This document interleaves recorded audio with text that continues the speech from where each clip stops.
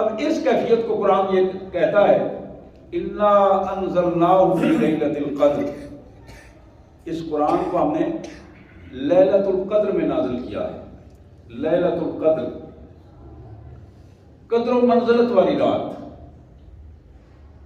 وہ رات کہ جس رات فیصلے کیے جاتے ہیں، وہ رات جو اللہ کے نظام کے دشمنوں کے لیے تنگی کا باعث بن جاتی ہے، اور اللہ والوں کے لیے وہ رات وسعتیں کھول دیتی ہے، اپنی ساری کی ساری وسعتیں کھول کر انہیں سمیٹ لیتی ہے۔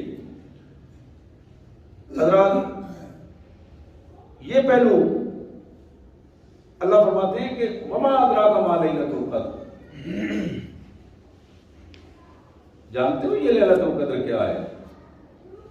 یہ صرف ایک جملہ نہیں ہے، لیلۃ القدر خیر من الف شہر، یہ وہ عظیم رات، عظمتوں والی رات ہے جس ایک رات کی قدر و قیمت 1000 مہینے سے بھی زیادہ ہے۔ 1000 مہینے، الف شہر، 1000 مہینے سے بھی زیادہ، اس جیسی نہیں، اس سے زیادہ خیر۔ عمومی طور پر جب ہم دیکھتے ہیں نا تو ہماری عام زندگی جو اوس زندگی چل رہی ہے وہ اب تو 40-50 تک پہنچ گئی ہے، لیکن 70-80 تک عموماً چل جاتی ہے۔ تو یہ جب آپ 1000 مہینوں کا حساب لگائیں گے تو یہ 80 اور 90 کے درمیان بنتے ہیں 1000 مہینے، 83 جی 83 سال، مطلب 80 اور 90 کے درمیان ہو گئے نا جی۔ تو یہ وہ کیفیت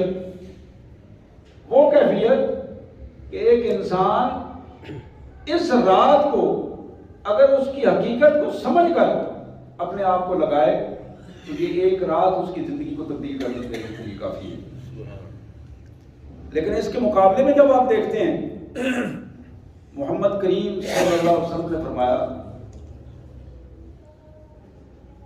کہ یہ رات انسان کو صاف ستھرا کر دیتی ہے گناہوں سے، اگر وہ اپنے گناہوں کو اللہ کے حضور پیش کر کے اس سے معذرت کر لے۔ سیدہ عائشہ صدیقہ ام المومنین سلام اللہ علیہا فرماتی ہیں کہ میں نے اپنے پیارے حبیب محمد کریم صلی اللہ علیہ وسلم سے پوچھا کہ حضور اگر مجھے یہ رات میسر آئے تو میں کیا پڑھوں، وظیفہ کون سا کروں؟ ہم ان لمبے چکروں میں پڑے ہوتے ہیں کہ کتنے نفل پڑھوں اور میں کتنا کیا کچھ کروں۔ حضور صلی اللہ علیہ وسلم نے ایک جملہ ارشاد فرمایا،